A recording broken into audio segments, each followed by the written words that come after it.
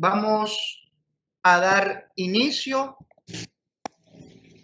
este día a la tercera jornada del Congreso Internacional de Investigaciones Jurídicas de la Universidad Tecnológica de El Salvador. El día de ayer el Congreso fue inaugurado con dos ponencias de las doctoras en Derecho de la Universidad de Granada, Lucía Serrano Sánchez, de nacionalidad española, y también la doctora Karen Lisset Echeverría, salvadoreña y graduada de la Universidad de Granada. Por la tarde tuvimos la segunda jornada en donde participaron la licenciada Ana Villalta Vizcarra, quien es embajadora de carrera, y también el licenciado Langlois, quien nos habló sobre medidas cautelares en el proceso de extinción de dominio. También la licenciada Tatiana Cepeda, quien nos habló de violencia intrafamiliar. Este día comenzamos nuestra tercera jornada contando con el profesor Maynor E. Salas desde Costa Rica. Vamos antes de leer la hoja de vida del doctor, la ponencia del doctor tratará sobre teorías de la conspiración entre la histeria colectiva y la racionalidad científica. Conferencia web sobre las teorías conspirativas. ¿Qué es una teoría conspirativa? ¿Es posible distinguirla de una teoría científica? ¿Qué hacer frente a ellas? Así que en este momento el licenciado Melvin Cañas va a leer la hoja de vida del doctor Salas.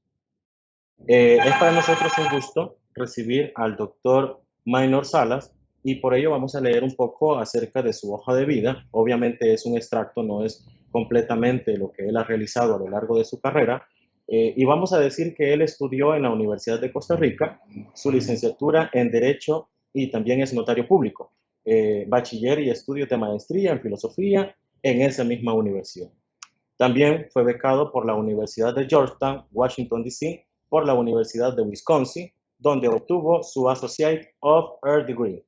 Maestría, posee también además una maestría en Derecho Penal y Procesal Penal en la Ludwig Maximilian University, especialmente en el Instituto para las Ciencias Globales del Derecho Penal.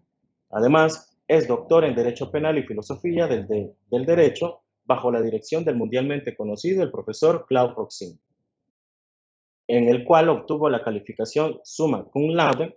Su tesis se publicó en la prestigiosa editorial Beck en Alemania y también en el campo profesional. El profesor y doctor Maynor Salas se desempeña como profesor y catedrático en las cátedras de Filosofía del Derecho y de Derecho Penal, entre otros. Además, trabaja en la firma regional de Molina Abogados, donde es director del Departamento de Litigio e Investigación Penal. También, además, es fundador del Instituto Kelsen para el Pensamiento Avanzado. Y, finalmente, el profesor Salas ha realizado decenas de publicaciones nacionales e internacionales en Alemania, España, filosofía, en México, Argentina, Chile, Brasil, entre otros, donde ha abordado temas de derecho, filosofía, epistemología de las ciencias sociales. Así que, sin más preámbulos, le doy la bienvenida al doctor Salas para que empiece con su ponencia. Muchísimas gracias. En primer lugar, muchas gracias a la Universidad Tecnológica de El Salvador y en especial al profesor Warlan José Ruiz Vargas por la amable invitación a conversar con ustedes. El tema que quiero tratar lleva por título Teorías de la conspiración entre la histeria colectiva y la racionalidad científica. A pesar de que ustedes son estudiantes de Derecho, me ha parecido que puede ser un tema interesante por tratarse de una temática actual que involucra también cuestiones de metodología, de filosofía, de epistemología y, por supuesto, de derecho. Además, es algo que escuchamos a diario y en cierto grado nos involucra a todos de una u otra forma. Les propongo entonces entrar de una vez y sin mayores protocolos en materia. Y así quizás nos quede un rato al final para algunas preguntas y comentarios de parte de ustedes. Voy a exponer básicamente 5 ideas principales. En la exposición de esas 5 ideas tardaré aproximadamente unos 40 minutos. Empecemos entonces. La primera idea sobre la que deseo alertarles es que la expresión teoría conspirativa o el adjetivo conspiracionista, o como también se dice frecuentemente conspiranoico, es un término peyorativo. Es decir, lo que se busca con esa palabra es ofender, y así hay que decirlo, o sobre todo descalificar a un adversario, sea este un adversario político, ideológico, académico, etc. En estos tiempos de pandemia, la palabra conspiranoico se ha vuelto pues una moda. Se utiliza primordialmente por parte de ciertos grupos, algunos de ellos populistas, y debo decirlo francamente, para descalificar cualquier cuestionamiento que se haga a la versión oficial de ciertos fenómenos. Si usted, por ejemplo, cuestiona las vacunas contra el COVID-19, entonces es conspiranoico. Si cuestiona a la Organización Mundial de la Salud, es conspiranoico. Si usted plantea dudas sobre las elecciones en los Estados Unidos, las pasadas elecciones, es conspiranoico. Si plantea reservas sobre temas polémicos, llamémosle como el feminismo o la teoría de género o el lenguaje inclusivo, es conspiranoico. Entonces, tengan en cuenta la siguiente tesis. Cada época, señoras y señores, crea sus propios conceptos, sus propias categorías para descalificar, para censurar o incluso para condenar o linchar públicamente, como sucede hoy día, a quien se cuestione o a quien cuestione o se oponga al establishment o a la corrección política, a la corrección de género, a la corrección incluso educativa y profesoral. Es el hereje de siglos atrás, el comunista de décadas pasadas, el acosador o el conspiranoico de hoy día. Estas palabras, como decía Bernd Reuters, en otro contexto jurídico, pero la expresión también es válida, estos conceptos que crea cada época se constituyen así en garrotes lingüísticos, policiales, en protección del Estado. si prestamos atención, lo que se persigue con el uso de estos conceptos, atención, no es solo descalificar, sino también, y esto es muy importante, evitar que se critique a un grupo dominante o a una tesis hegemónica. Se trata de lo que en otro contexto Hans Albert, el filósofo alemán crítico racionalista, llamó una estrategia de inmunización. Una estrategia de inmunización. O dicho en términos quizás algo más drásticos, una patente de corso, una mordaza a la expresión de las ideas y del pensamiento que se han convertido en el paradigma dominante en esta época que yo he llamado como o calificado como neo-oscurantista. Ahora bien, una segunda idea. ¿Qué es esto de una teoría conspirativa? Pregúntense ustedes, estimados estudiantes y profesores, ¿qué es esto de una teoría conspirativa? Digámoslo abiertamente y con toda transparencia, yo creo que no hay una definición aceptada por todos o por la mayoría de especialistas que he podido leer y estudiar, no hay una definición, repito, aceptada o que haya logrado un consenso.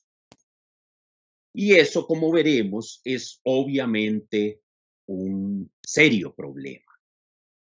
Lo más general que se dice por allí es que una teoría, y ustedes lo van a escuchar, una teoría conspirativa se dice es lo opuesto a una teoría científica.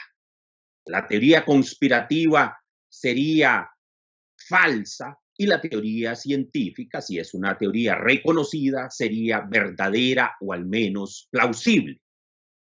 Obviamente, esto no nos dice absolutamente nada, pues casi todo el mundo tiene el hábito de considerar que sus creencias propias son verdaderas y científicas, y que las opiniones o pareceres de sus adversarios son falsos y anticientíficos. En la tradición filosófica es común una definición como la brindada por Karl Popper, quien junto con otro filósofo alemán, Karl Mannheim, son de los primeros pensadores en tratar y en examinar esta cuestión. Nos dice Popper al respecto. Leamos una brevísima definición. La teoría conspirativa de la sociedad sostiene que los fenómenos sociales se explican cuando se descubre a ciertos hombres o entidades colectivas que se hayan interesados en el acaecimiento de dichos fenómenos. A veces se trata de un interés oculto que primero debe ser revelado, y quienes han trabajado y conspirado para producir esos fenómenos.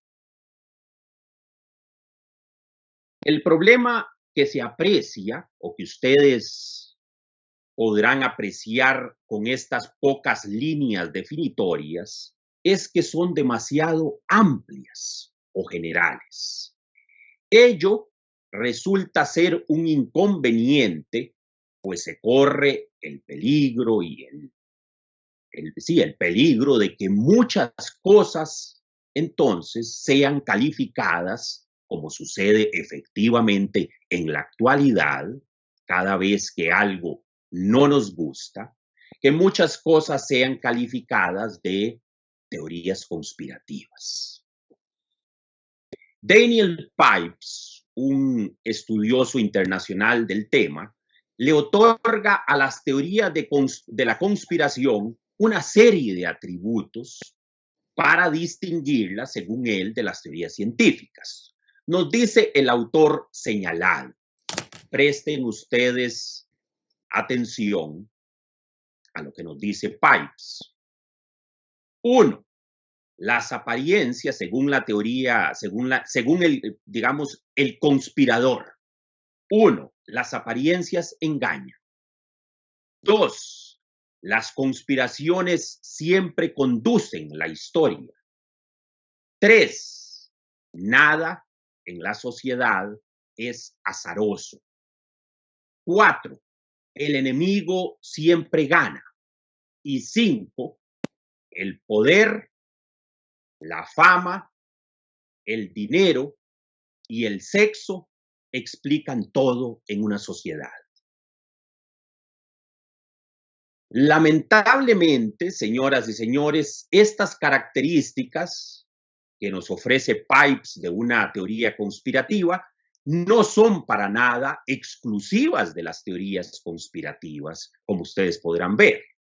Efectivamente, las apariencias engañan. Y esto es verdad no solo para los conspiracionistas, sino en general. Las conspiraciones a veces conducen la historia, pues sabemos que no solo, atención, esto es muy importante, no solo hay teorías conspirativas, sino también, y eso pues está demostrado a lo largo de la historia, hay conspiraciones reales. Y finalmente, y eso también lo sabemos, muchas veces el poder, la fama, el dinero o el sexo influyen notablemente en las sociedades. Así que los rasgos distintivos que nos ha ofrecido Pipes, pues no ayudan en gran medida a avanzar en el problema de la definición. En realidad, la definición de Pipes lo que hace es retomar un texto clásico de Richard Hofstadter titulado El estilo paranoico en la política americana. El estilo paranoico en la política americana. Allí Hofstadter estimaba que las teorías de la conspiración son en realidad una modalidad, si se quiere, de una categoría de análisis más amplia que él denomina, acuña ese concepto que se volvió, digamos, una categoría importante dentro de los especialistas en esta temática, lo que él denominaba el estilo paranoico de hacer teoría social. ¿Y qué es esto del estilo paranoico?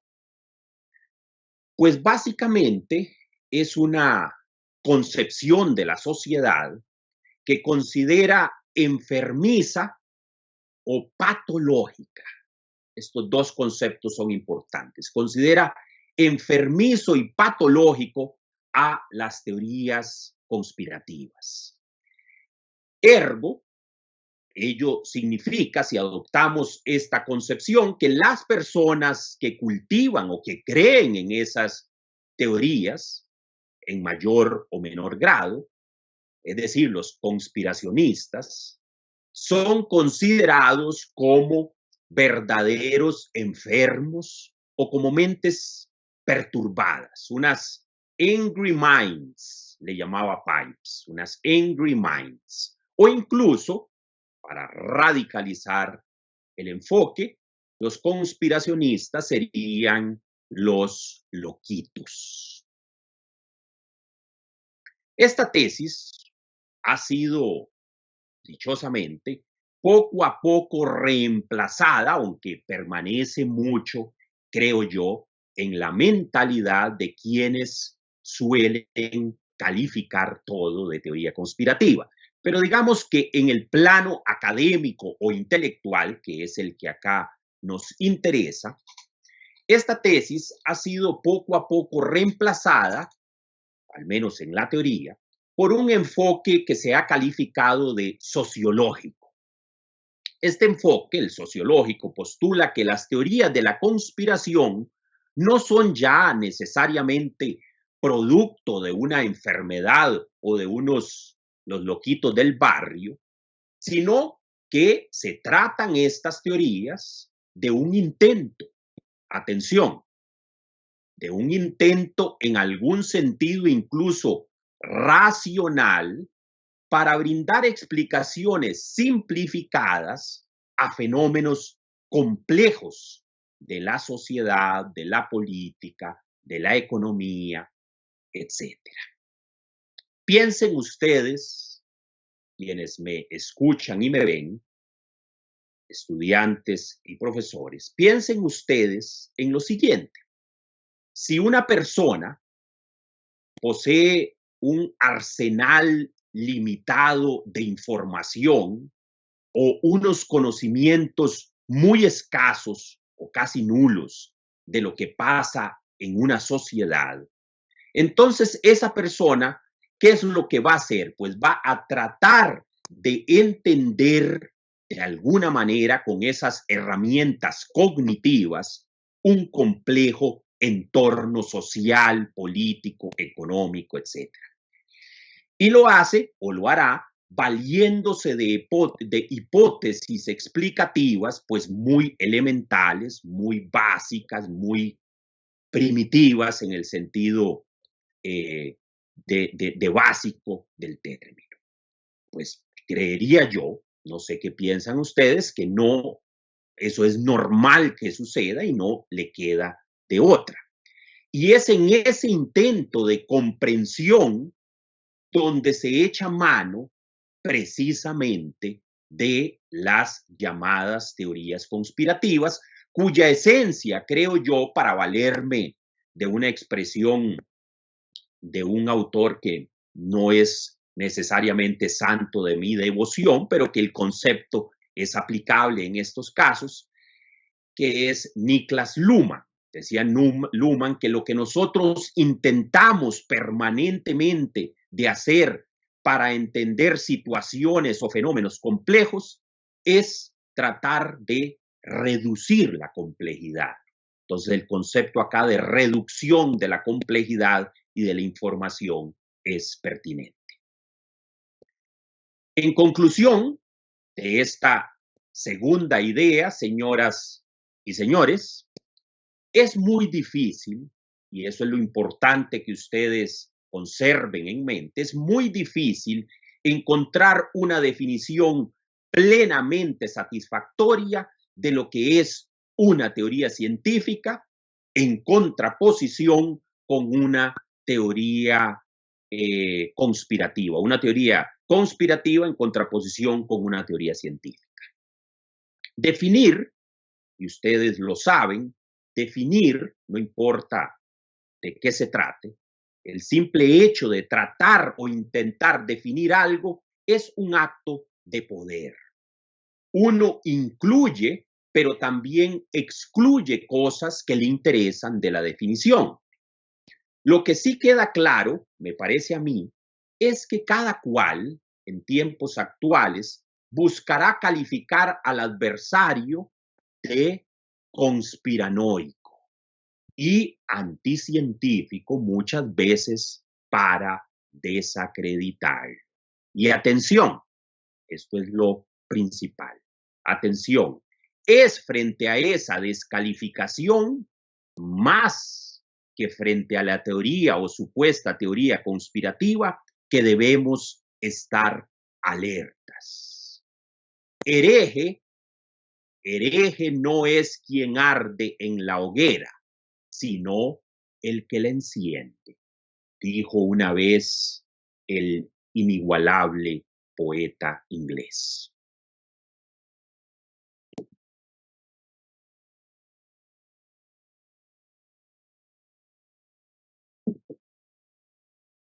Pasemos a la tercera idea. Una tercera idea que quiero exponerles atañe a una cuestión o pregunta fundamental, me parece a mí.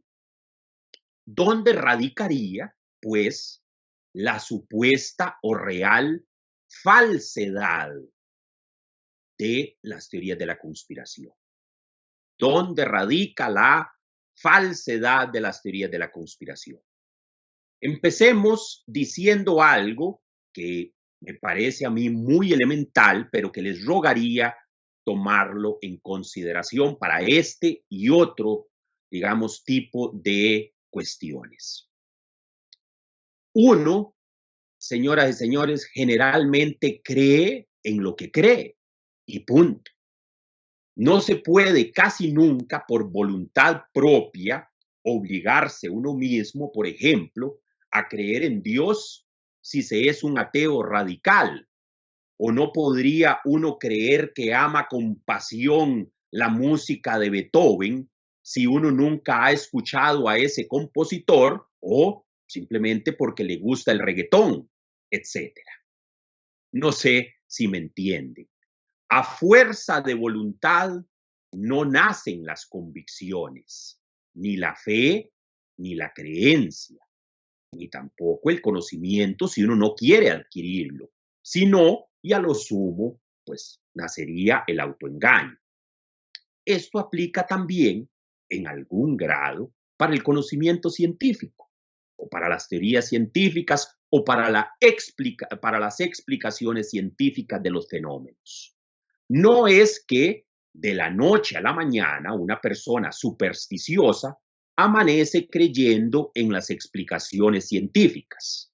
Una parte importante de nuestra aceptación de los conocimientos, sean estos científicos o no, obedecen a la costumbre, a la tradición y, en fin, a la aceptación social de lo que algunas personas nos dicen.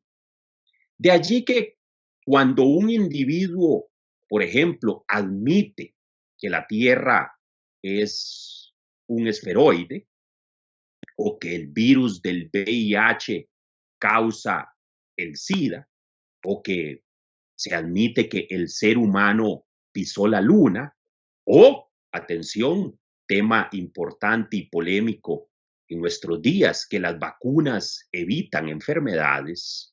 Todo esto, señoras y señores, lo acepta la persona porque otras personas, unos supuestos o reales expertos, lo han dicho así.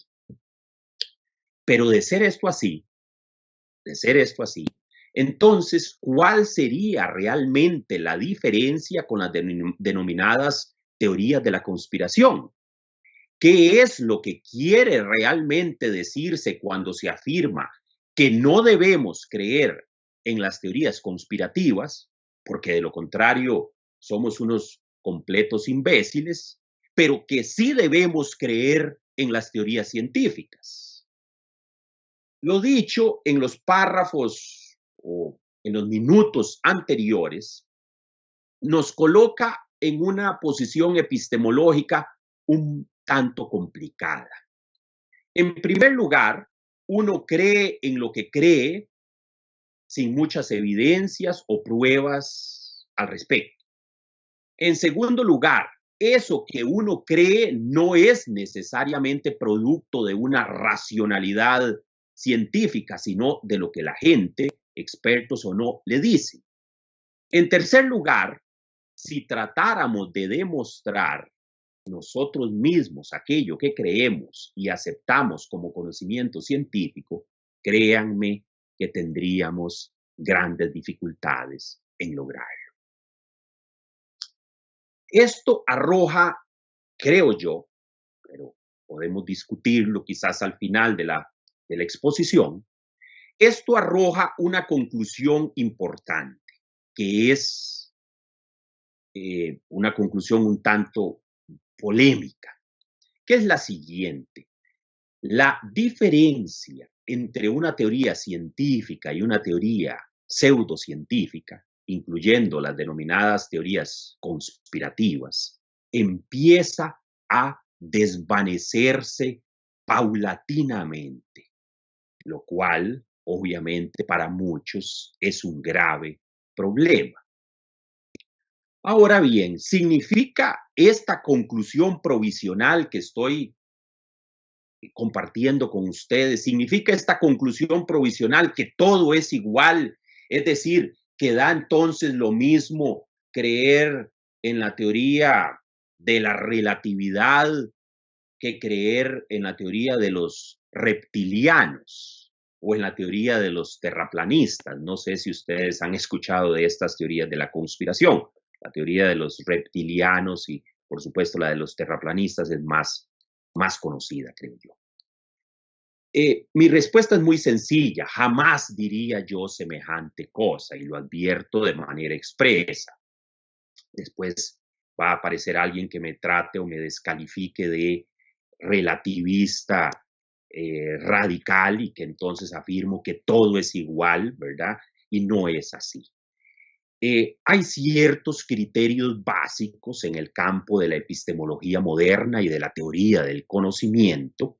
Por ejemplo, la existencia de un lenguaje más o menos riguroso, la capacidad, lo que Karl Popper y epistemólogos posteriores han llamado la capacidad de verificación o falsación, para ser más concretos, el tema de la intersubjetividad que debe existir entre especialistas, etcétera, que se cumplen en unas teorías y en otras no. Para eso, creo yo que hay que examinar caso por caso.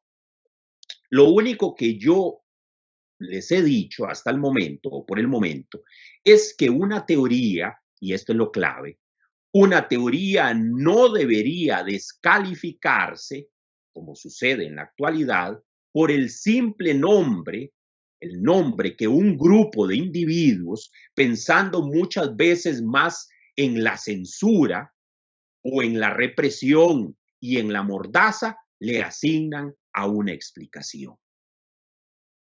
De allí que afirmaciones tan categóricas como de autores famosos, incluso como las de Mario Bunge, conocido filósofo de la ciencia, pueden revelar para mí más una buena cuota de dogmatismo que de búsqueda de la verdad. Nos decía Bunge, nada más para tenerlo presente, nos decía, la superstición, la pseudociencia y la anticiencia no son basura que pueda ser reciclada con el fin de transformarla en algo útil. Se trata de virus intelectuales que pueden atacar a cualquiera, lego o científico, hasta el extremo de hacer enfermar a toda una cultura y volverla contra la investigación científica. Se me parece un poco esa afirmación de Bunge, repito, un tanto dogmática, a lo que llamaba al inicio yo la concepción patológica de la mano de Pipes de las teorías. Cuarta idea. Una cuarta idea que quiero compartir con ustedes es sobre algunas diferencias, porque no podría dejarlos en ayunas a ustedes, sobre algunas diferencias que se valoran en ciertos círculos de especialistas entre lo que sería una teoría conspirativa, por ejemplo, la que afirma que entre nosotros viven los reptilianos extraterrestres, y una teoría científica.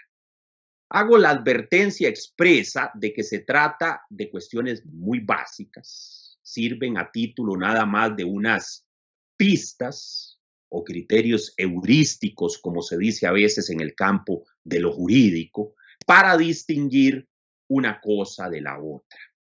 Los atributos, estas características, he tomado algunos de ellos de Sunstein y Vermeulen. En primer lugar, muchas teorías de la conspiración, y esto es importante, no ofrecen evidencia empírica mínima, ni para las premisas que las soportan, ni para las conclusiones que se derivan de allí. Es decir, son teorías en algún sentido contrafácticas. Así, por ejemplo, los creyentes en los reptilianos no ofrecen un dato empírico para demostrar que efectivamente existen seres de otro planeta viviendo en nuestro mundo y, más importante aún, influyendo en las decisiones humanas y políticas, etc. En segundo lugar, se ha dicho que las teorías de la conspiración, y esto es importante, ya veremos luego, se dice que las teorías de la conspiración son peligrosas, mientras que las teorías científicas serían, por contraposición, beneficiosas. Creo yo, señoras y señores, que esta afirmación es bastante problemática. Yo creo que a veces se abusa de este calificativo y se le llama peligroso a cosas o situaciones que o bien no les importan a nadie, es decir, son inocuas desde el punto de vista social, como cuando se dice que la opinión de un cierto filósofo excéntrico o de un pensador de tercer orden es peligrosa para la cultura, o bien son cuestiones que efectivamente son peligrosas en un sentido relativo y limitado. Por ejemplo, podrían ser peligrosas respecto a un grupo de individuos porque afecta sus intereses económicos o ideológicos, pero no respecto a otro grupo. Esto sin olvidar, por supuesto, lo problemático que resulta el tema, que no voy a examinar acá, de la llamada neutralidad valorativa de la ciencia o del conocimiento científico. Nada más háganse ustedes la pregunta a propósito de esto, de que las teorías conspirativas son peligrosas y las científicas no lo son. Háganse ustedes la pregunta como ejercicio mental de si, por ejemplo, la teoría atómica es realmente neutral y ausente de peligros. Cuestión que no vamos, repito, a discutir acá. La verdadera pregunta es, me parece a mí, otra, muy distinta. Creo yo. Si asumimos como hipótesis que efectivamente algunas teorías de la conspiración son realmente peligrosas, asumamos eso como hipótesis. Efectivamente hay teorías de la conspiración que son realmente peligrosas. Un ejemplo muy actual en nuestros días y que puede causar polémica y discusión. La teoría que dice que el COVID-19 fue creado allí en algún laboratorio para reducir, atención, para reducir la población mundial, lo cual sería parte de una agenda internacional de carácter político y demográfico. Lo que se quiere es matar una buena parte de la población, a los viejitos, aunque esto de viejitos es políticamente incorrecto, a los señores y señoras de la tercera edad, se diría hoy. O que el problema con el COVID-19 es finalmente, dice otra teoría de la conspiración por allí, es para enriquecer a las casas farmacéuticas. Ahora, creo yo que más que entrar a discutir si esto es verdad o no, y en qué grado lo es, la verdadera cuestión es otra, y es la siguiente. Admitiendo esas hipótesis, ¿qué deberíamos hacer al respecto? ¿Qué deberíamos hacer al respecto? ¿Deben prohibirse esas opiniones? ¿O deberían prohibirse? O incluso, ustedes que me están escuchando y que son juristas, creo que en su mayoría, debería perseguirse legalmente o incluso penalizarse la divulgación de estas ideas y a sus adeptos y seguidores. Creo que esta es una cuestión clave que examinaré en unos minutos. En tercer lugar, se suele decir, además, que las teorías de la conspiración, a diferencia de las teorías científicas, no están justificadas ni moral ni racionalmente. Esta afirmación se hace por el hecho de que si algo es falso, pues tampoco estaría justificado creerlo y menos divulgarlo como verdad. Acá, lamentablemente, nos enfrentamos con el grave inconveniente de eso llamado justificación racional o moral, que prácticamente se trataría de una fórmula vacía, según el concepto acuñado por Ernst Toppich, una fórmula vacía en la cual usted puede llenar o meter contenidos semánticos muy distintos de acuerdo a cuáles sean sus intereses ideológicos y políticos. Lo que unas personas, y eso sucede en nuestra sociedad, es una realidad, lo que unas personas consideren justificado moralmente dependerá de los valores fundamentales en juego. De tal manera que para aquellas otras personas que no compartan esos valores fundamentales, tal justificación no existiría. Finalmente, las teorías conspirativas se dicen o se dice predican una visión malévola y apocalíptica, la visión malévola y apocalíptica de la acción social y de los individuos en general, lo cual es manifiestamente falso. Todo tiende, o todo tendería, según los conspiracionistas, hacia lo peor. Generalmente eso, lo peor, sería la explotación o al menos el engaño y la mentira por parte de una minoría hacia nosotros o hacia una gran mayoría. En síntesis, señoras y señores, se trata de lo que en un lenguaje mucho más gráfico se ha llamado la doctrina de la mano peluda, tal como ustedes lo conocen, la doctrina de la mano peluda. Pero debemos preguntarnos, ¿existe realmente tal mano peluda en nuestras sociedades? Es indudable, creo yo, que sentimientos como el egoísmo o la codicia o el individualismo son factores profundamente arraigados en cualquier sociedad. Es más, buena parte de eso, o en buena medida, eso que se llama, en términos bastante generales, como el sistema capitalista, funciona precisamente sobre la base de esos sentimientos comunes de la gente. Sin embargo, y atención, esto es importante decirlo, para hacer, llamémosle, para matizar esa afirmación, ello no significa sostener que sentimientos contrarios como el altruismo no existan jamás o que no afloren en las conductas reales de la gente.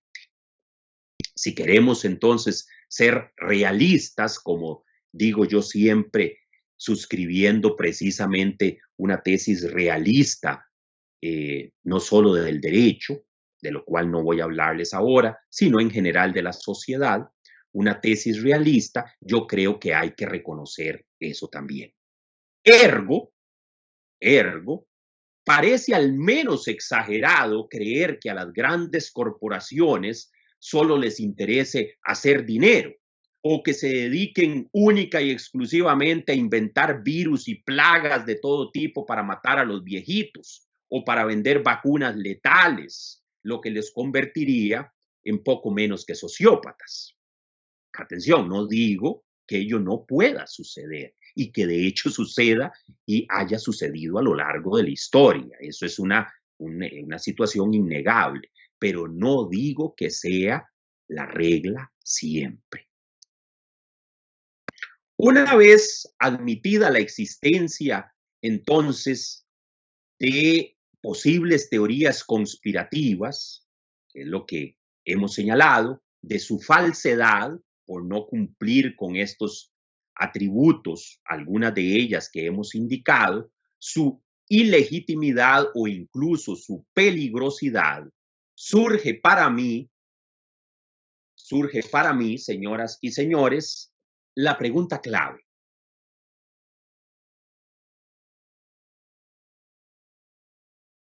La pregunta clave, o una de las preguntas clave de mi presentación, que es la siguiente. ¿qué se debería entonces hacer frente a ellas? Es decir, ¿cómo deberíamos enfrentar las teorías de la conspiración? ¿Cómo enfrentarlas? ¿Qué hacer frente a ellas? Esta, señoras y señores, sería mi quinta y última idea, y con ello ya termino para que, si hay preguntas o comentarios, podamos conversar al respecto. Una primera respuesta a esa pregunta, o sea, la pregunta ¿cómo debemos enfrentar o qué debemos hacer frente a las teorías de la conspiración? Una primera respuesta sería simplemente la siguiente: no hay que hacer nada. No hay que hacer nada. Esto implica reconocer que las teorías conspirativas son parte de la vida social misma, una suerte de manifestación del espíritu excéntrico, ingenuo o ignorante, propio de personas desinformadas o de personas que les guste creer en los rumores y las ficciones.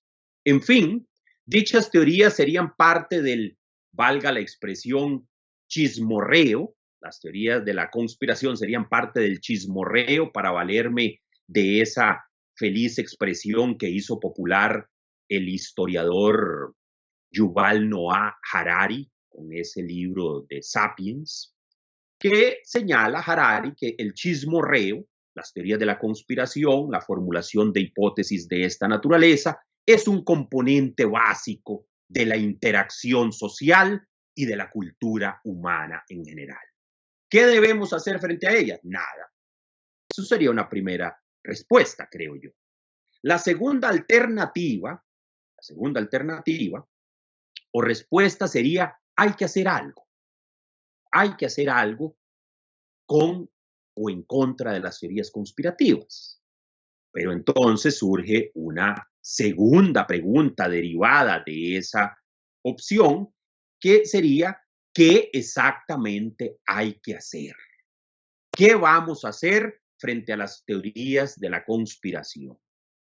Un trabajo, esto se los comento porque si acaso luego ustedes quieren buscarlo, un trabajo internacionalmente famoso de Cass Sunstein y de Adrian Vermeulen, ambos prestigiosos profesores de la Universidad de Harvard, expertos en el tema, y creo que uno de ellos fue incluso, si no me equivoco, fue incluso asesor del presidente de los Estados Unidos sobre la temática, para que vean ustedes que estas cosas tienen implicaciones prácticas, no es que son allí únicamente elucubraciones de algún filósofo excéntrico, no, tienen implicaciones prácticas.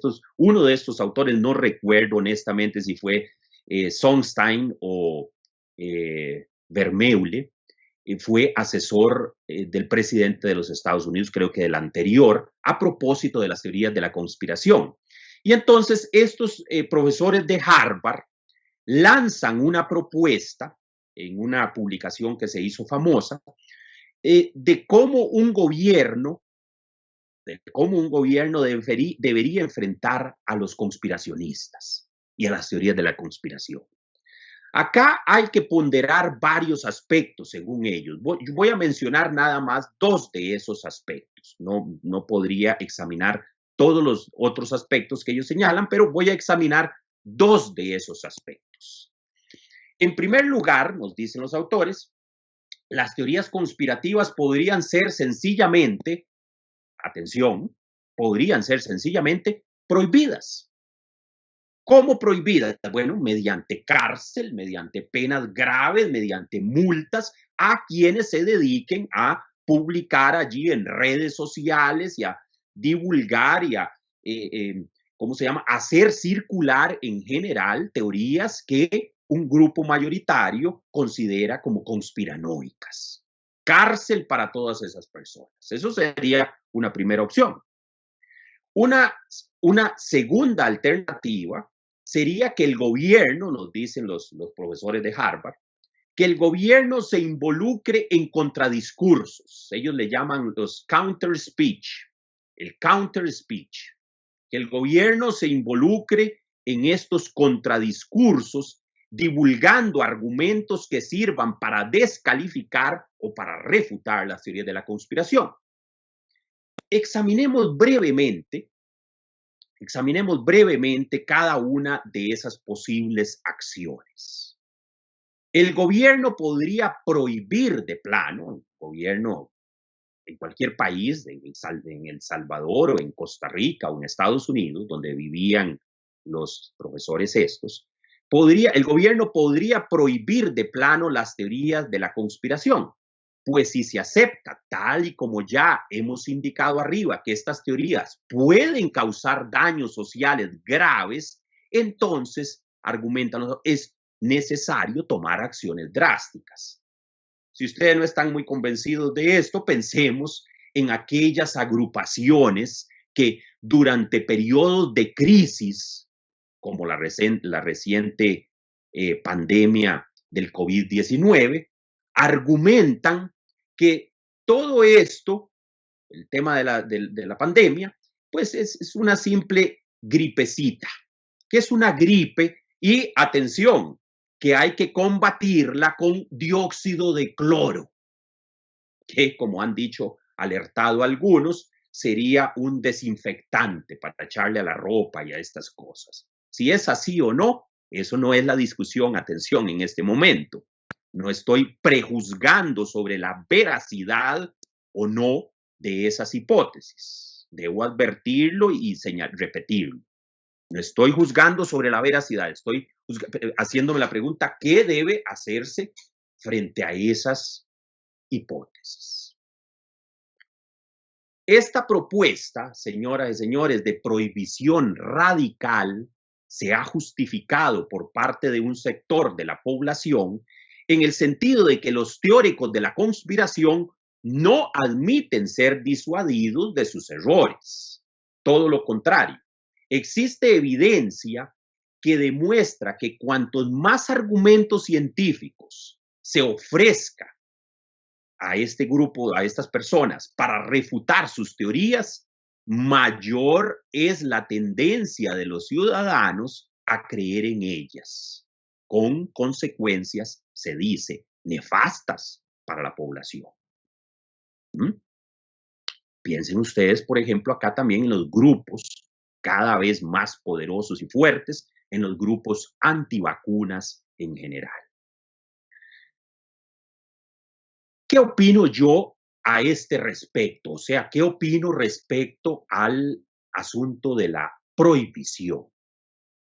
Bueno, acá me voy a decantar de manera expresa, como siempre trato de hacerlo, y con toda transparencia. Yo pienso que una prohibición semejante debe rechazarse categóricamente. Debe rechazarse. Ello por dos razones, una práctica y otra de principio. La razón de principio es muy sencilla. Una prohibición de este tipo constituye una violación indefendible de la libertad de expresión, la cual tiene un valor al menos igual, diría yo, que a la mera posibilidad de causar un eventual daño que no está totalmente demostrado en muchos casos. En realidad, el único daño cierto que se genera si prohibimos a priori y a rajatablas, como decimos en mi país, una opinión por el simple hecho de que la consideramos peligrosa o porque no nos gusta o por considerarla conspiranoica, es acallar la opinión de personas que piensan distinto a nosotros. La razón práctica es que una prohibición tal, señoras y señores, es que con una prohibición tal adoptamos, si vemos bien la cuestión, una actitud paternalista, tratando a los individuos libres de una sociedad como incapaces mentales de comprender la información que se les brinde para que formen sus propias opiniones sobre los distintos temas y actúen en concordancia. Desde la perspectiva liberal que yo defendería, pues a las personas hay que tratarlas, salvo pruebas en contrario, como adultos, si son adultos, evidentemente.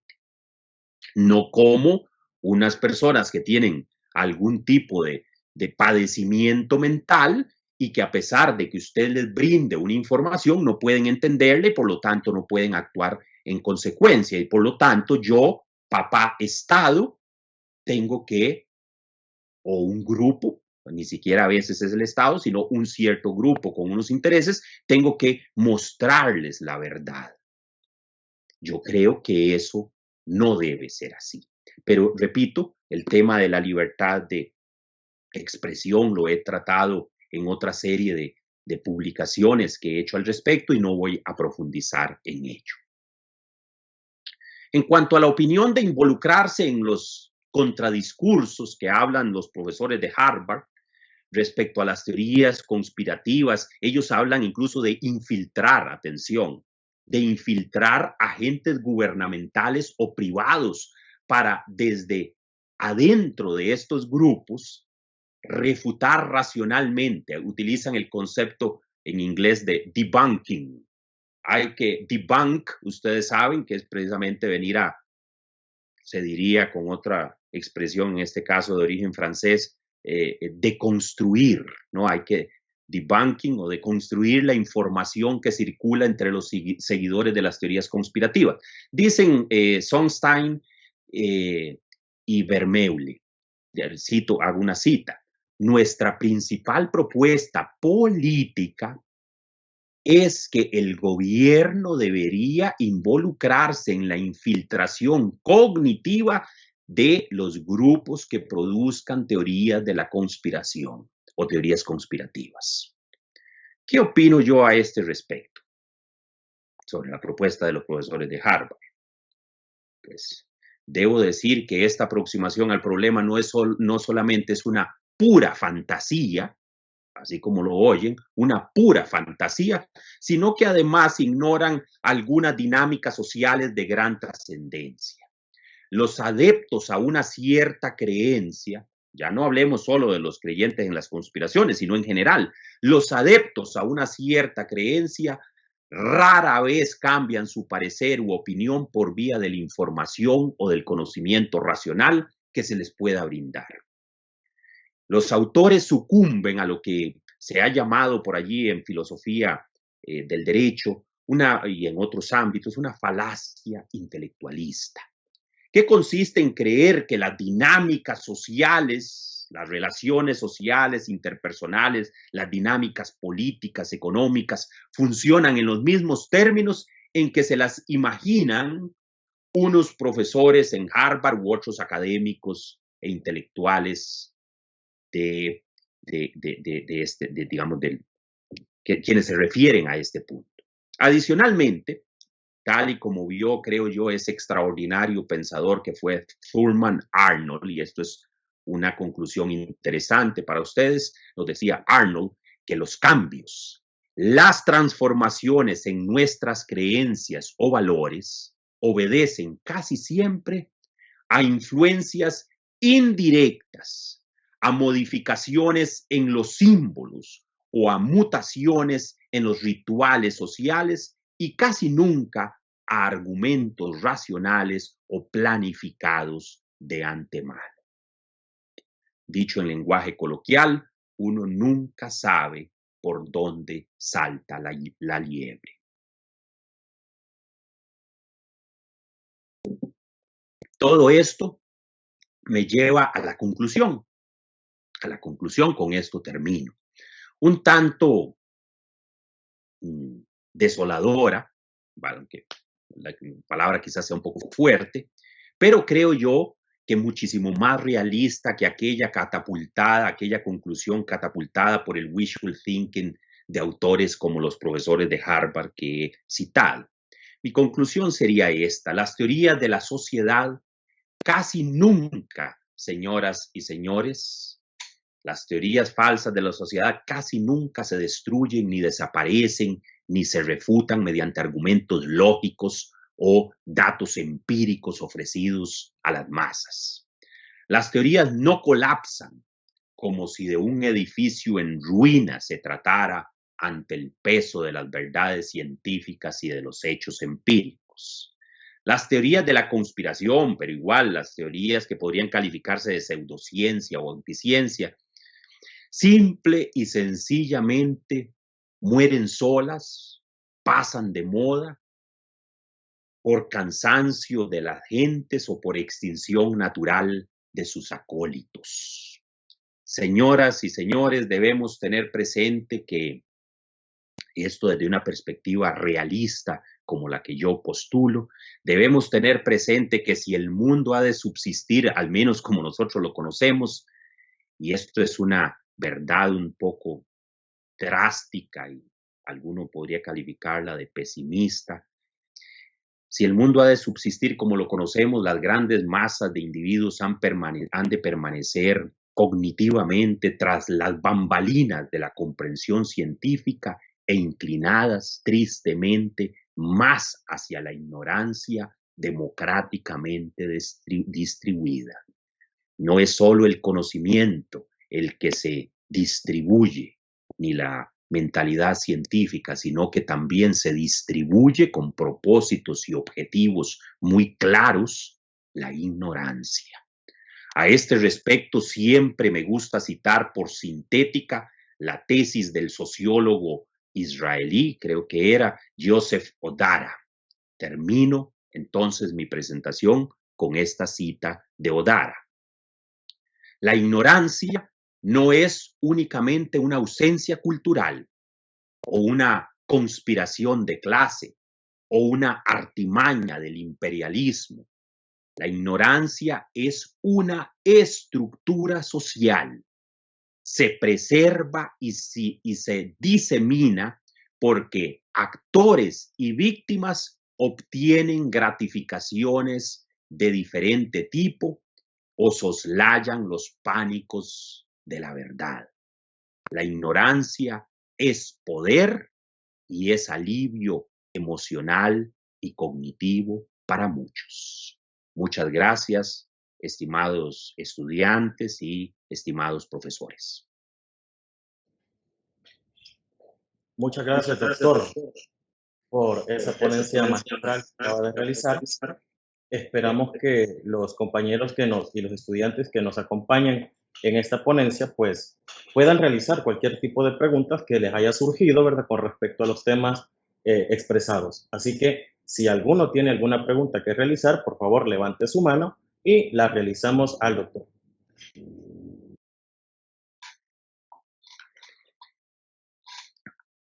Ok, ahí está Mario Ramos, que tiene una pregunta. Le vamos a hacer el micrófono.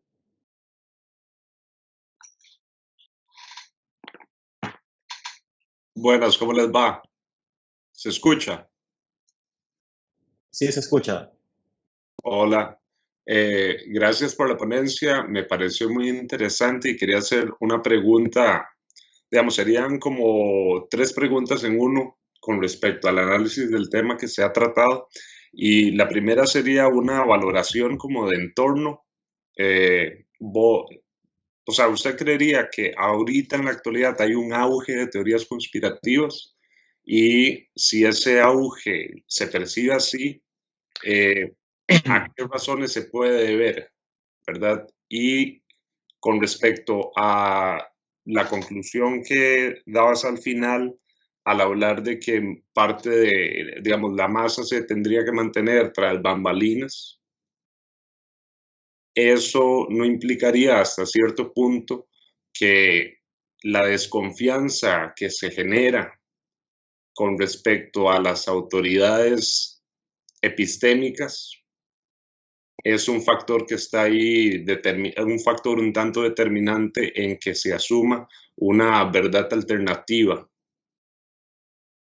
por cierto grado de exclusión, si se quiere, a ese mundo que tiene un talante mucho más científico y como una manera de combatir o contrarrestar, digamos, esa ignorancia de la que, digamos, de alguna manera algunas personas pueden estar conscientes, pero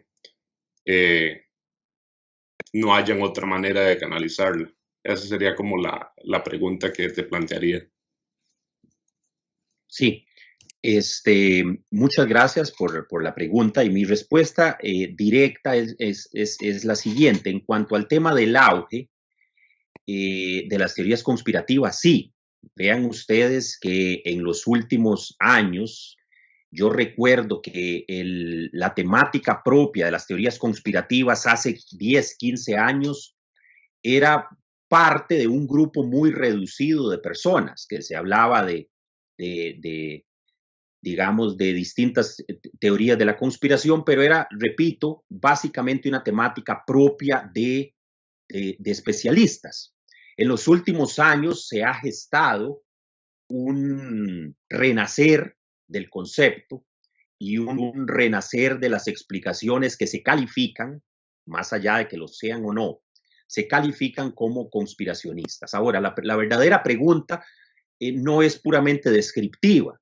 La verdadera pregunta es, valga la expresión, genética, por llamarle así, es decir, ¿a qué obedece esto? Y yo creo que tiene que ver con otro fenómeno que no vamos a referir ni examinar in extenso acá, pero tiene que ver con el surgimiento de lo opuesto, si se quiere, o de un adversario natural de las teorías de la conspiración, que es el surgimiento de la censura.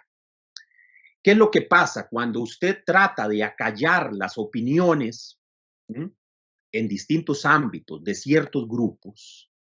Como reacción natural, estos grupos se defienden mediante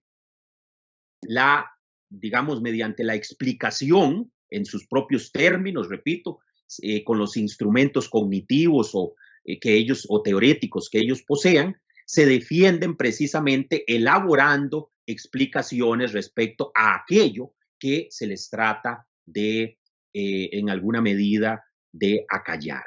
Entonces, repito, yo creo que se trata de dos lados de la misma moneda. Me parece que las sociedades actualmente se mueven en dos extremos. En el extremo, por un lado, de la censura, de la censura que adopta evidentemente distintas modalidades.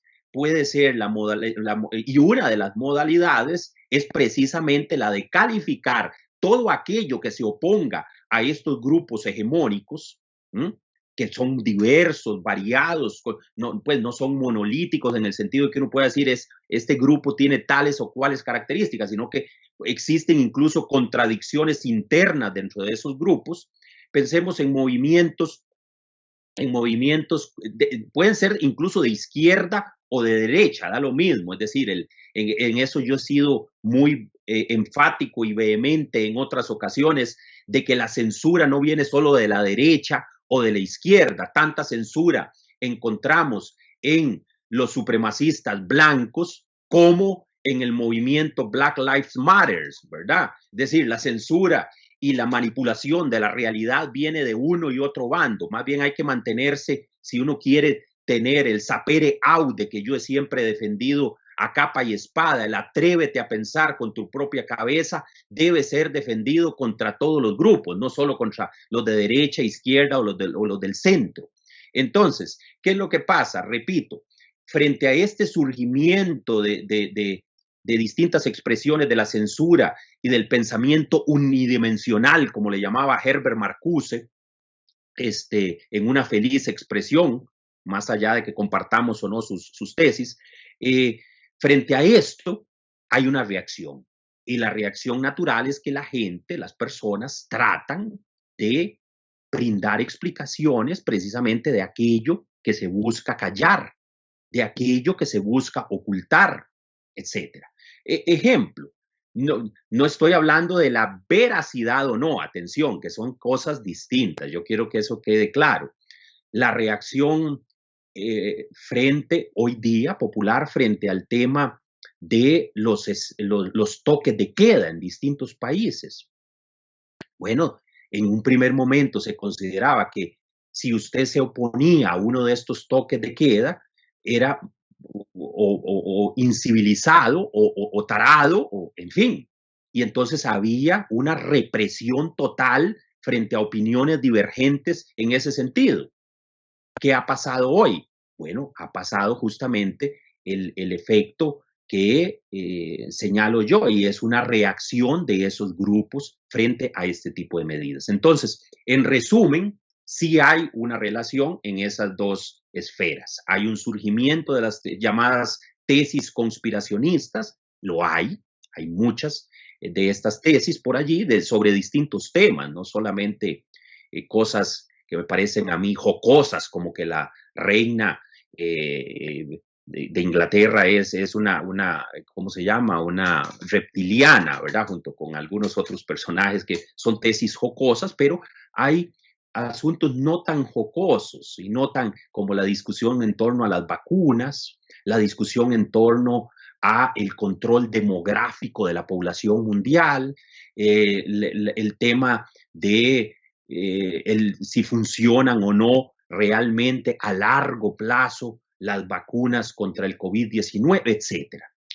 Creo que con eso me refiero. En cuanto al tema de la ignorancia que usted señala en segundo lugar, efectivamente, yo creo que, y en esto me parece que la frase de Odara que yo cité siempre me ha parecido especialmente gráfica porque viene a hablar del papel político e ideológico que juega la ignorancia en la población. Muchas veces se habla de que, claro, de que hay un interés por parte de los gobiernos, de que las personas sean lo más ilustradas posible, de que las personas cultiven una mentalidad científica, etcétera, etcétera. Eso en la teoría suena muy bonito, pero repito yo, como siempre cito yo a un poeta inglés, norteamericano, no le miréis los labios, mírale los puños. Entonces eso no hay que ver solo lo que las personas dicen, hay que ver lo que las personas hacen y sobre todo no hacen. Eso es precisamente mi vocación realista. Sí, muy bonito esto de universalizar la educación y la mentalidad científica, etcétera. Lo que pasa es que si usted, digamos, como experimento mental, se representa un mundo en esas condiciones, entonces la posibilidad de control es muchísimo menor. Si usted se representa un mundo ideal como la república platónica, ¿verdad? Guiada por seres inteligentes y juiciosos y demás, entonces la posibilidad de control disminuye considerablemente. Entonces surge lo que en términos de filosofía del derecho y de epistemología de las ciencias sociales es una antinomia. ¿Qué es una antinomia? Una antinomia es precisamente, sí, si usted logra un objetivo, pierde en otro. Está bien, usted educa a las personas, pero pierde en control social.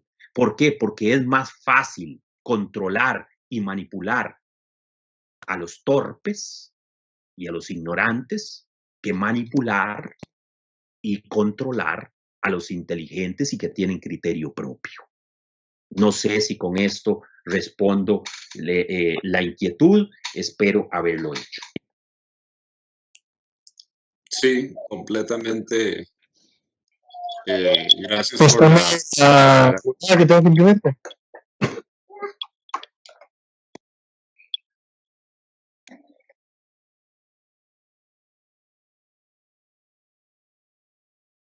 Tiene el micrófono apagado, Lick Melvin. Muchas gracias, doctor.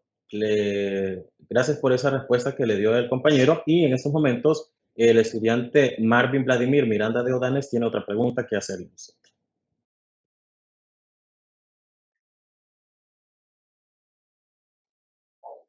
Buenos días. Mi pregunta hace referencia a una teoría conspirativa, depende del interés de la persona. Gracias. Bueno, vamos a ver si le entiendo adecuadamente. Hay una diferencia, una distinción que habría que hacer. Por un lado, tenemos, si su pregunta se refiere a eso, claro está, si creer o no creer en una teoría conspirativa se obedece al interés de la persona, pues yo diría que allí sí, ¿verdad? si a mí, no sé yo, si yo tengo serias dudas sobre, qué sé yo, para poner el ejemplo, sobre el tema este de si nuestro planeta es esferoide o es plano.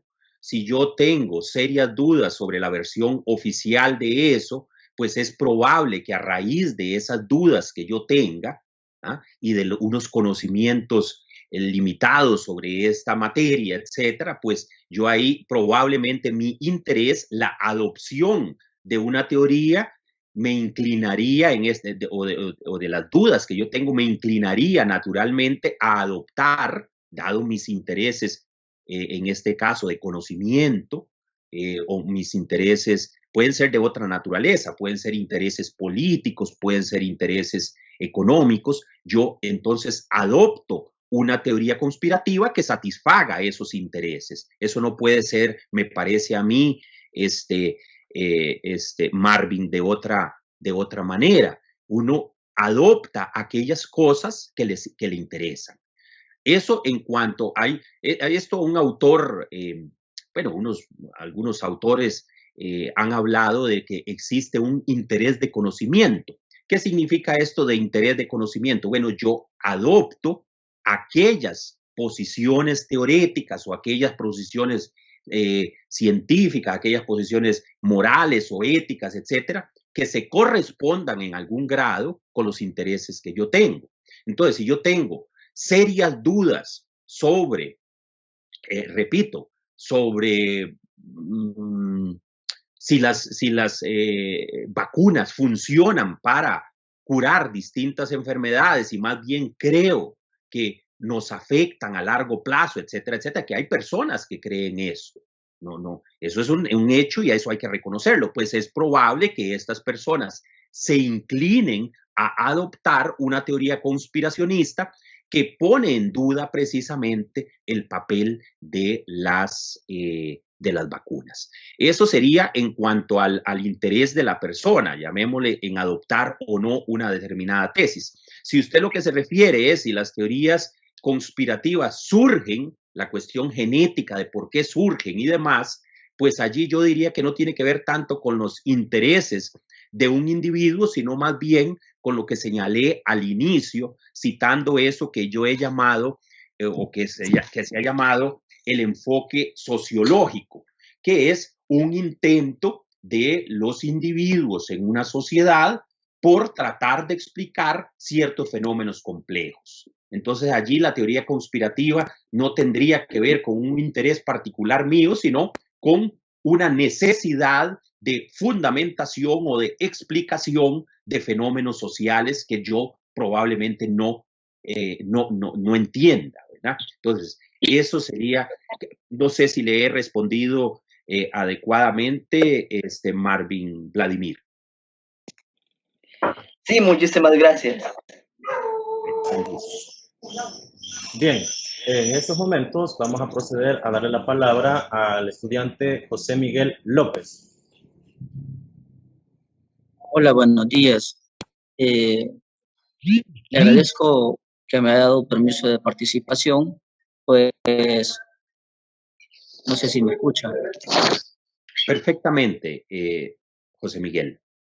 Viendo desde el punto de vista que usted nos da, desde la propuesta que nos ha implementado en este día, vemos que en algunos estados como Nicaragua, que no tiene libre expresión, Venezuela, que su economía está sufriendo debacle, donde Cuba es un comunismo y hay un montón de situaciones que se callan, donde Ecuador cayó lo de la pandemia y de repente se hizo un cataclismo.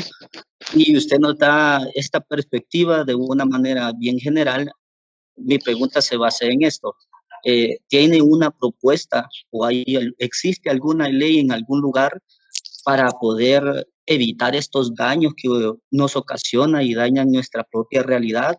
¿O se puede dar soluciones claras o específicas para poder ayudar no solamente, digamos, como usted dijo, a los ignorantes, sino a dar a conocer esta clase de realidades que las personas en nuestro país surge ese problema? Nuestro presidente disculpen mis compañeros, nuestro presidente es bien de comunicación, siempre vela por su imagen. Y es una característica que yo siempre, como dijo mi profesor de introducción al derecho, deber ser y el debería ser son cosas distintas.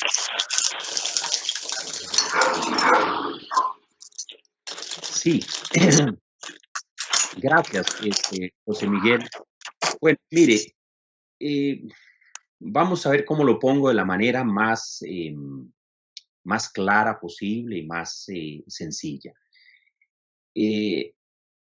Yo soy un defensor casi que a ultranza de la libertad de pensamiento y de la libertad de expresión. Empecemos por allí.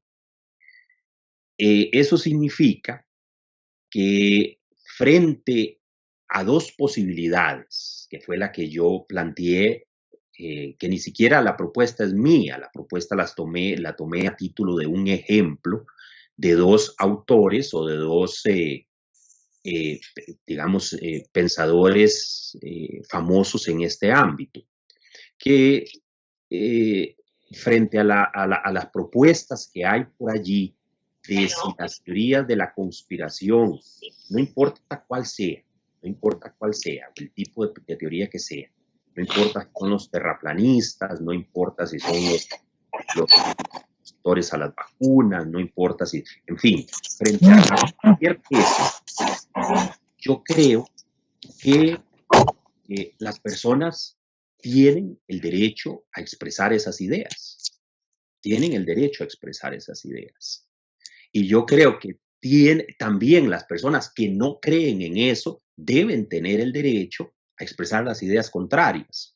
Si, por ejemplo, hay alguien, y atención que esto que voy a decir es un tema complejo.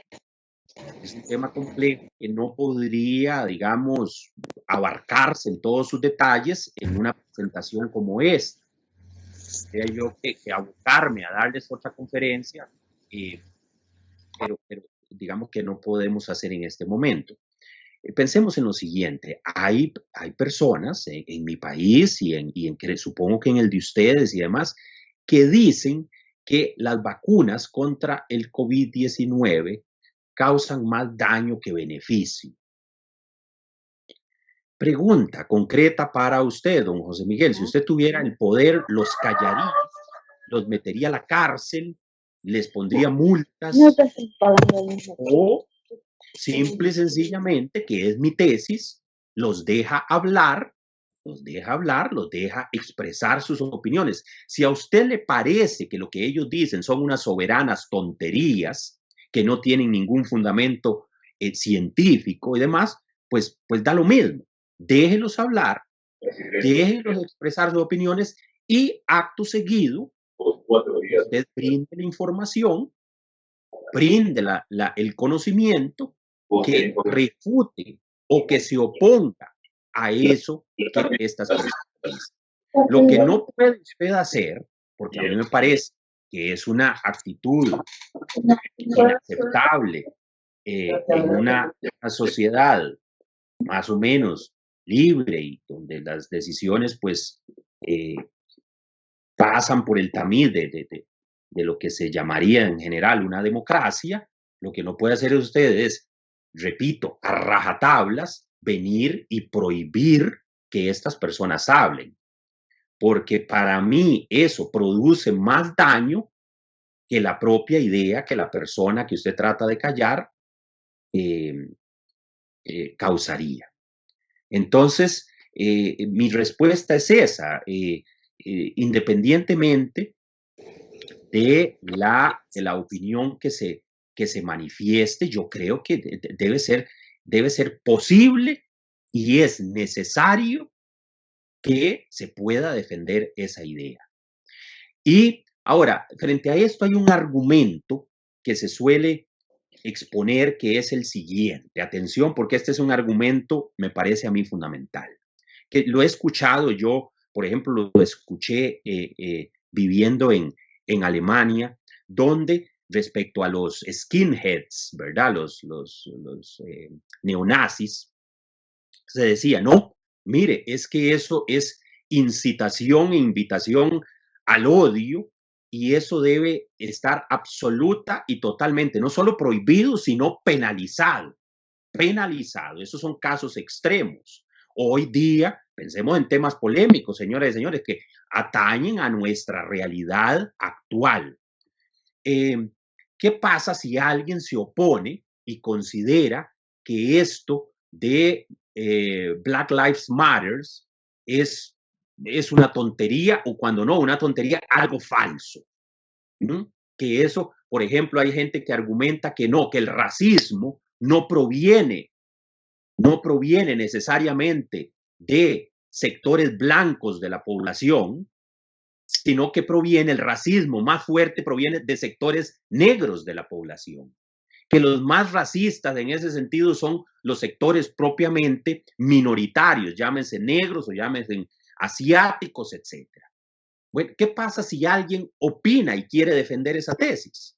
Bueno, yo creo que tiene derecho a defenderla. Que esa tesis pueda causar más daño, eso es lo que se dice. Entonces, no puede defender esa tesis porque el daño que va a producir es muchísimo más grande que si le permitimos hablar. Bueno, pero entonces, ¿qué es lo que pasa si usted defiende esa posición? Lo que está diciendo es, mire, las personas que lo escuchan a uno son unos tontitos. Eso es lo que se dice implícitamente, que frente a una información A y una información B, no tienen criterio para elegir o para escoger con su propia cabeza lo que quieran pensar. ¿Verdad? Eso es, y yo con esa actitud que generalmente ha sido calificada en teoría política como paternalista, pero que hay que calificarla más fuerte como una actitud autoritaria, yo con esas actitudes autoritarias simple y sencillamente no voy, como se dice popularmente. No voy.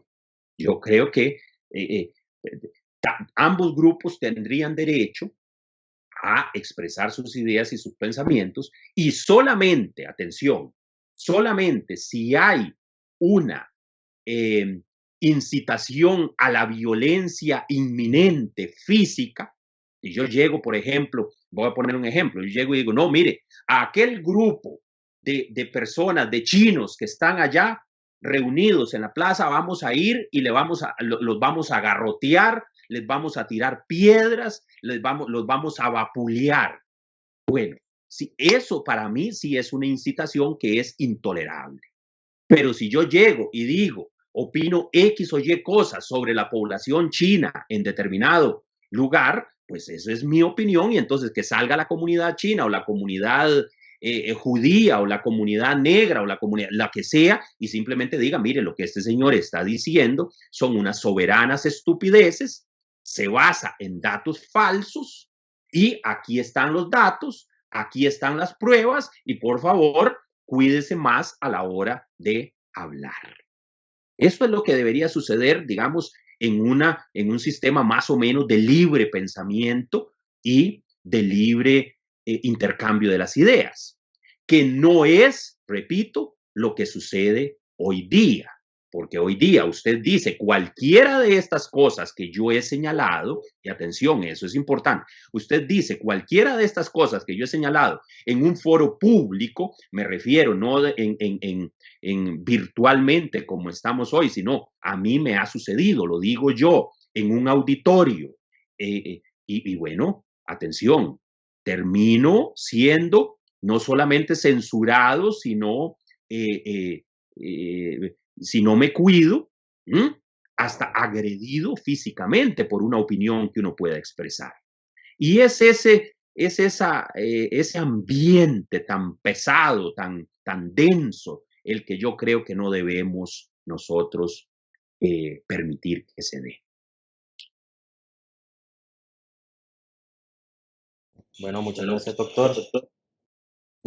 Por respeto a la pregunta y a la mano que ya tenía levantada el compañero Byron Segura Céspedes, vamos a terminar dándole la palabra aquí al compañero y con esto vamos a cerrar agradeciéndole al doctor por la ponencia y por las respuestas tan acertadas que nos ha dado en esta mañana. Byron. Buenos días, profesor. Buenos días. Bueno, yo voy a plantear una situación que precisamente no refleja mi posición en cuanto a la libertad de expresión, sino que es un simple ejercicio para ilustrar la duda que tengo. Según la conclusión desoladora, pues una conspiración solamente va a pasar de moda. Entonces, alguien podría pensar, bueno, si discutirla racionalmente no es una vía, si yo lo que pretendo es que esta conspiración colapse, podría pensar que hay una impotencia de la razón. Entonces, mejor no me desgasto y guardo silencio ante ella. Con el guardar silencio, no se caería en digamos, una retórica del silencio, que básicamente terminaría siendo como un enemigo de la argumentación y del diálogo. Gracias, Byron. Atención, voy a hacerle con mucho respeto un señalamiento. Yo que soy un poco, digamos, aficionado al tema de las falacias y de los vicios de razonamiento. ¿Dónde está la trampa de lo que usted dice, Byron? La trampa está en lo siguiente: yo nunca dije que no se podía hacer nada, ni que se podía, y no, tampoco dije que no se podía discutir o sacar a relucir información para refutar una determinada tesis. Todo lo contrario. Yo señalé que eso es lo que debemos hacer. Si una persona, pensemos en la universidad de ustedes y en la facultad de ustedes, imaginemos, voy a poner el ejemplo, están ustedes estudiantes de la Facultad de Derecho de la Universidad Tecnológica de El Salvador, y aparece allí un personaje excéntrico, ¿cómo se llama? Diciendo cosas o expresando ideas absolutamente descabelladas en contra del gobierno y en contra de las políticas del presidente, etc. Bueno, y detrás de ese personaje excéntrico hay todo un grupo que va creciendo, Bueno, la pregunta, que fue la pregunta que yo formulé al final de mi presentación, ¿qué se debe hacer con eso? Imaginemos que este personaje, dentro de las cosas que dice, son algunas absurdas, rematadamente absurdas, como que el señor presidente de la República del Salvador es un extraterrestre, o que no es cristiano, sino que es musulmán, y que entonces, y que, en fin, una serie de cosas que mucha gente no cree. Bueno, la pregunta que yo planteé fue la siguiente: ¿qué hacer con esta persona y el grupo? La respuesta que dan algunos, que es la más sencilla, es hay que prohibirlos. Y no solamente prohibirlos, atención, hay que meterlos a la cárcel. Hay que meterlos a la cárcel. Y entonces para ahí está el derecho penal. Ustedes, estimados estudiantes, que me imagino muchos de ustedes son futuros penalistas, hay que criminalizar la libertad de expresión, el concepto de criminalización del pensamiento, el panóptico, aunque ahora ya no se puede citar a Foucault porque entonces uno lo ven raro. Si uno cita a Michel Foucault, ya no importa que Michel Foucault haya dicho cosas sensatas, no, ahora Michel Foucault está cancelado. Pero entonces, ¿qué hacer con estas personas? Hay que meterlos a la cárcel, criminalizarlos y demás. Bueno, yo creo que no. Y en eso ha consistido el hilo rojo de mi participación, o la línea roja ha sido, no, déjelos que hablen. Si usted tiene información que contradice lo que ellos dicen, trate de convencer a la gente. Ahora, ¿qué señalar? Pero esto es llamémosle, lo que yo quiero es tratar de describir lo que pasaría en la realidad. Lo que suele pasar es que los argumentos científicos no van a disuadir o persuadir a este personaje excéntrico de que pare. Eso no va a suceder. Es probable que la gente no va a suceder, pero atención, eso no implica que yo no tenga derecho a criticarlo. No implica que yo vaya allí a la plaza pública donde se para este personaje y le diga, mire, usted es un loquito al afirmar que nuestro presidente es un extraterrestre. Porque no, es decir, yo de poder puedo hacerlo y atención, según mi tesis, tengo el derecho de hacerlo. Tengo el derecho de hacerlo y nadie debería impedirme hacerlo y entonces así. Pero entonces, ¿qué es lo que sucede? O lo que yo he señalado que en el plano descriptivo, que muy probablemente lo que vaya a pasar en la realidad, no en la cabeza de algún teórico social de estos que está en la luna, lo que va a pasar en la realidad es que el personaje se canse. Pasará un año, la gente le da, no sé cómo dicen en El Salvador, le da pelota durante unos meses y le dicen sí, claro, etcétera, etcétera, y ya después se cansan, ¿verdad? Y esperemos que sea así, esperemos que sea así. Ahora, si no es así y aquello se convierte en un movimiento gigantesco y demás, pues allí ya uno, digamos que tendría que empezar a preocuparse porque aquello se va a parecer un poco a la historia del místico Jalil Gibran, ¿verdad? Que cuando todo un pueblo toma de unas aguas y termina todo el pueblo, se vuelve loco, salvo el rey.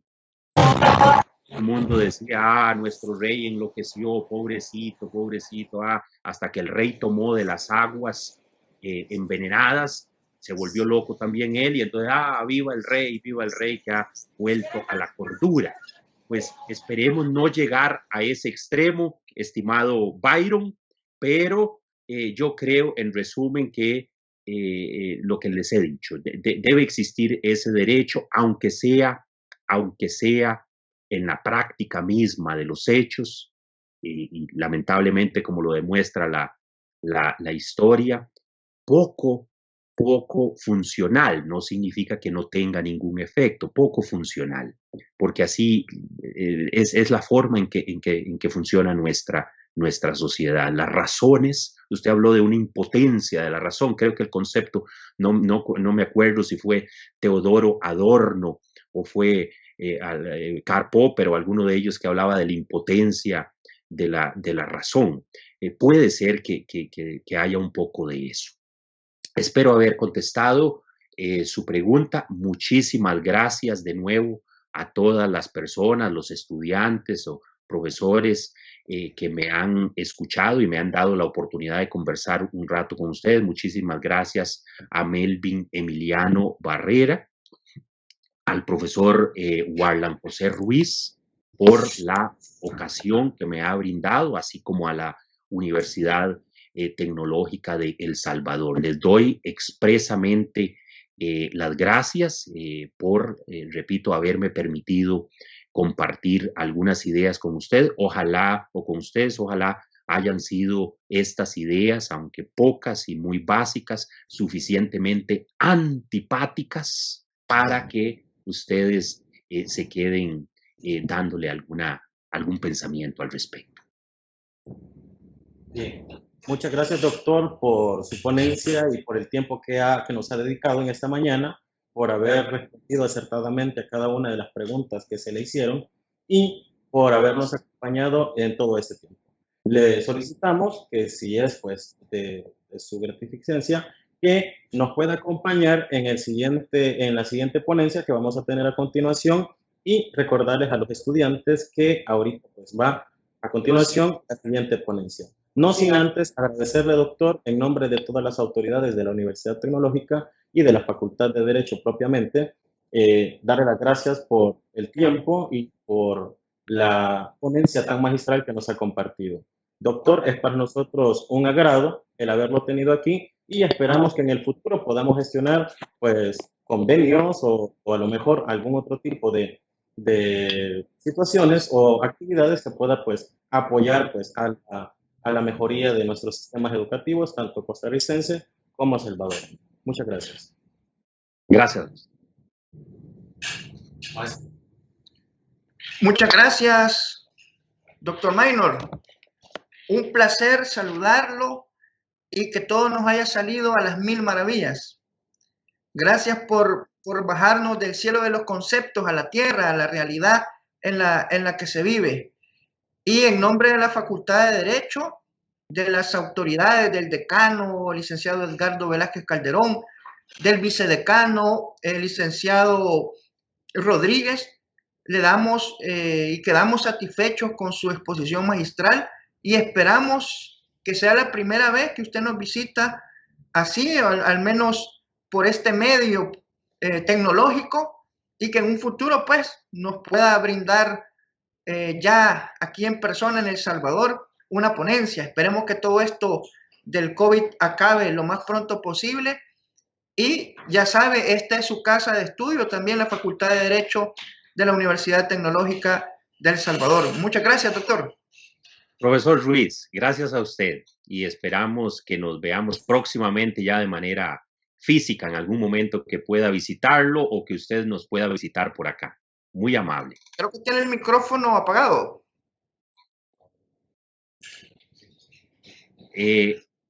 ¿Ahora me escucha? Sí, sí, sí. Sí se escuchó, Lick. Ah, ok, perdón. Le decía que no, que muchísimas gracias a usted y esperamos que en un futuro nos pueda visitar usted por acá o que yo los pueda visitar allá, ¿no? Ok, perfecto, doctor. Muchas gracias. Hasta luego.